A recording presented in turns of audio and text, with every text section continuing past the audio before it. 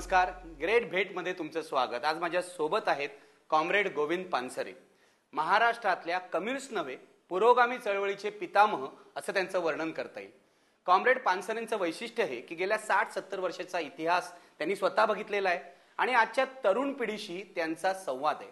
मी आज प्रयत्न करणार आहे कॉम्रेड पानसरेंचा हा उत्साह कुठून येतो ते शोधण्याचा. सर, तुमचं स्वागत IBN लोकमतमध्ये. तुमची 75वी आता साजरी होते आणि ज्यांची 75वी अभिमानाने साजरी करावी असे आमच्या पिढीचे जे मार्गदर्शक आहेत त्यामध्ये तुम्ही आहात. त्यामुळे ही मुलाखत वेगळी आहे, मला खूप आनंद देणारी आहे. मला तुम्हाला पहिला प्रश्न विचारायचा आहे की तुमची 75वी साजरी होते, पण देशातली पुरोगामी चळवळ, देशातली कम्युनिस्ट चळवळ हिची पिशेहाट झाली असं म्हटलं जातं. मग तुमच्या मनात काय भावना आहे? तुम्हाला खंत वाटते? आणि खंत वाटत असताना तुम्ही आपला उत्साह कसा टिकवता? पहिली गोष्ट अशी की परिस्थितीमध्ये हताशता, निराशता जेवढी आहे असं दाखवलं जातं, तेवढी हताशता किंवा निराशता आहे असं मला वाटत नाही. परिस्थितीमध्ये ज्याला सकारात्मक म्हणता येईल असे सुद्धा अनेक घटक आहेत, परंतु ते पुढे येत नाहीत.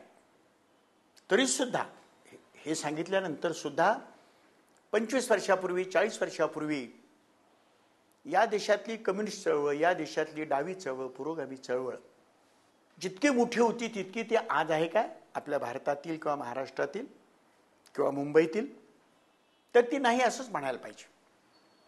परंतु जगातील सर्व परिवर्तनवादी चळवळींचा इतिहास असं सांगतो, अगदी हे गौतम बुद्धापासून तर आजपर्यंत, की परिवर्तनाच्या, समाज बदलाच्या, मुळातनं समाज बदलण्याच्या ज्या काही चळवळी आहेत त्या सततपणे वरवर अशा वाढत गेल्या.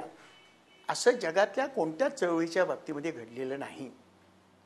चळवळी एका उंचीवर येतात, काही कारणानं त्यानंतर तिथून घसरण सुरू होते आणि ती घसरण सुरू झाल्यानंतर त्या एका खोलीवर येतात. खोलीवर आल्यानंतर पुन्हा त्या पुढे वर वाढायला लागतात आणि मग त्या जेव्हा अशा उंचीवर जातात की अगोदर ज्यांनी जेवढी उंची गाठली होती त्या उंचीपेक्षा आता ती उंची जास्त असते आणि चळवळी अशा झिगझॅग स्वरूपानं वाढलेल्या आहेत. आताची अवस्था काही मंडळींना उताराची वाटत असेल. मला असं वाटतं जगातल्या, देशातल्या, महाराष्ट्रातल्या, मुंबईतल्या पुरोगामी चळवळींचा उतार संपलेला आहे आणि आता त्या वरच्या बाजूला सरकायला लागलेल्या आहेत अशा क्षमता मला दिसत आहेत. अर्थात चळवळीतली कोणतीही अवस्था आपोआप घडत नसते, ती घडवावी लागते. ते घडवण्याच्या बाबतीमध्ये आपण काय करू शकतो असा विचार प्रामुख्याने केला पाहिजे असं मला वाटतं. आपण विचारलं की मला उत्साह आहे की होईल का? मला असं वाटतं मी जे तत्वज्ञान स्वीकारलेलं आहे त्या तत्वज्ञानामध्ये एक अंगभूत गोष्ट अशी आहे का जी यशस्वी होणारच.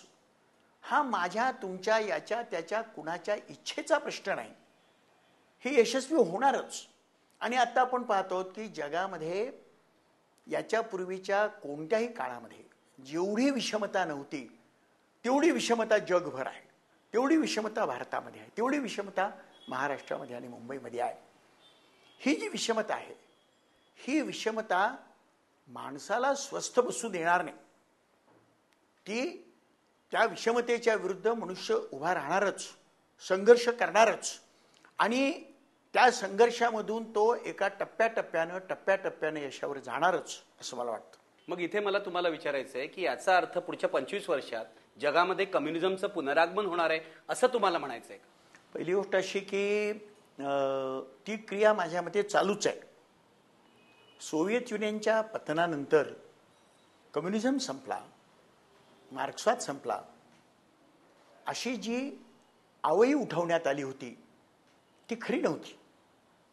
खरं म्हणजे अशा आवई उठवणारे जेव्हा सोव्हिएत युनियन ही जगातली एक महासत्ता होती त्या काळामध्ये सुद्धा जे लोक कम्युनिझमच्या विरुद्ध होते त्याच लोकांनी सोव्हिएत युनियनच्या पतनानंतर ती आवई जरा जोरामध्ये उठवली. सोव्हिएत युनियनच्या पतनानंतरची डावी चळवळ इमिजिएटली पहिली 5 वर्ष त्या धक्क्यातनं सावरायला जागतिक कम्युनिस्ट चळवळीला लागली असतील, पण त्याच्यानंतर ती चळवळ पुढे सरकते आहे. कुठे कुठे दिसत आहेत अशा चळवळी वाढताना? तुम्हाला कुठे दिसत आहेत?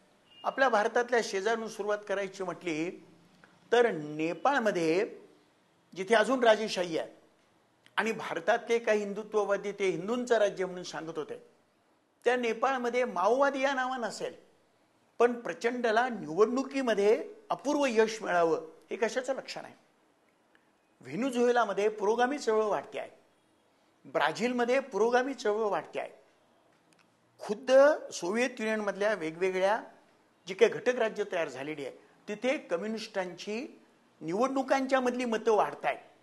आणि जी अमेरिका किंवा साम्राज्यशाहीचा मुखंड असलेली अमेरिका जी असं सांगत होती की आता आम्ही सांगतो तीच शेवटची अवस्था आहे, इतिहासाची शेवटची अवस्था आहे, आता इतिहासाची अखेर झाली, याच्यानंतर जगातल्या इतिहासामध्ये मानव समाजाच्या इतिहासामध्ये नवी अवस्था येणार नाही, त्यांनाच हे मान्य करावं लागलेलं आहे की कम्युनिझम किंवा ती जी मंडळी समतेचं सांगत होती त्याच्याकडे नीट लक्ष दिलं पाहिजे. आणि म्हणून मला असं वाटतं की परिस्थितीमध्ये आणखी पुन्हा समतावाद्यांना चांगल्या रीतीनं व्यवहार करता येईल अशी व्यवस्थितीला. कम्युनिस्ट हा नेहमी आशावादी असं म्हणतात, तो असतो आशावादी, तसे तुम्ही दिसताय. पुन्हा एकदा कम्युनिझम वेगळ्या नावाने का होईना जगामध्ये प्रस्थापित होईल पुढच्या 25 वर्षात असं तुम्हाला वाटतंय. पण मला तुम्हाला नेसे थेट तुमच्या सुरुवातीच्या काळामध्ये आज ज्या कम्युनिझम विषयी तुम्ही इतक्या अभिमानाने बोलताय आणि आयुष्याचं तुमच्या हे तत्वज्ञान आहे, त्या कम्युनिझमकडे तुम्ही कसे वळलात? खरं म्हणजे मी एका कोल्हार नावाच्या नगर जिल्ह्यातल्या एका छोट्याशा खेडेगावामध्ये शेतमजूर कुटुंबामध्ये जन्माला आलेला मुलगा. माझ्या गावामध्ये राष्ट्र सेवा दलाची शाखा होती. मराठी 7वी पर्यंतचं शिक्षण मी त्याच गावामध्ये घेतलं.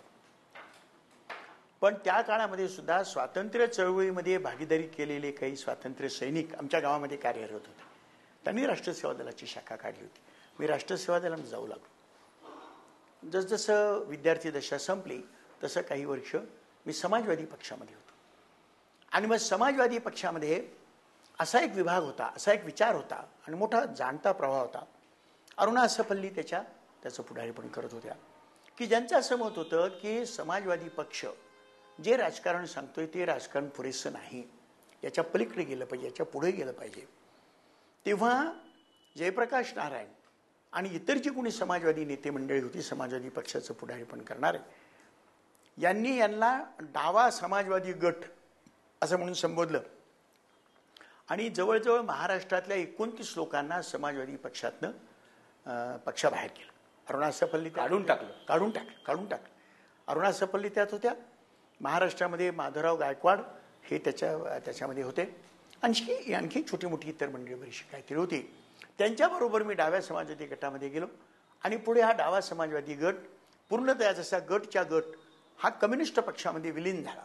त्यांच्याबरोबर मी कम्युनिस्ट झालो. मला वाटतं 1952 साल असावं. तेव्हा मी अजून मॅट्रिकची परीक्षा पास व्हायचो होतो. परंतु तेव्हापासून मी कम्युनिस्ट पक्षामध्ये आहे. कोणत्या एका अपघातानं, कोणत्या एका घटनेनं, कोणत्या एका व्यक्तीच्या प्रभावाखाली मी कम्युनिस्ट झालो असं मला नाही म्हणता येणार. परिस्थिती घटक आहे, काही लोकांचं नेतृत्व मार्गदर्शन हा घटक आहे. त्या काळामध्ये एवढा अभ्यास करू शकत होतो तो थोडाफार अभ्यास आहे.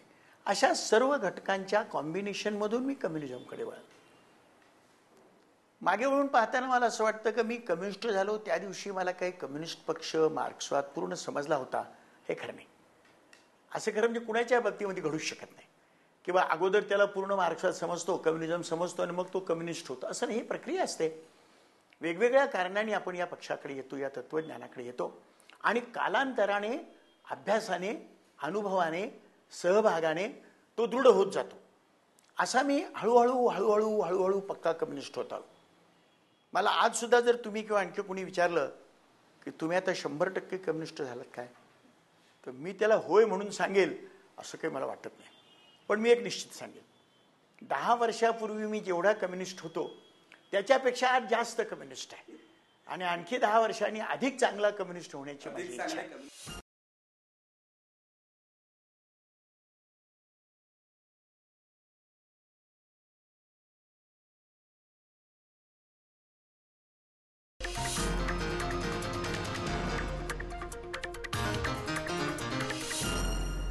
तुम्हाला त्या वयामध्ये 1952 साली लाल झेंड्याचं आकर्षण वाटलं. यामध्ये तुमच्या परिस्थितीचा, तुम्ही ज्या परिस्थितीत जन्मला होतात, म्हणजे तुमचं घर हे शेतमजुराचं कुटुंब होतं, त्यानंतर मी तुमचा प्रवास बघितला, तुम्ही कोल्हापुरात येऊन पेपर विकलेले आहेत, म्हणजे गरिबीतून आला होतात, खूप कष्टाची कामं करत होतात. या गरिबीच्या वातावरणाचा किती भाग आहे तुम्हाला लाल झेंड्याचं आकर्षण वाटण्यात? निश्चितपणे मला असं वाटतं कदाचित तोच मोठा भाग असावा. दारिद्र्य मी भोगलेलं आहे, दारिद्र्य मी जवळून पाहिलेलं आहे. दारिद्र्य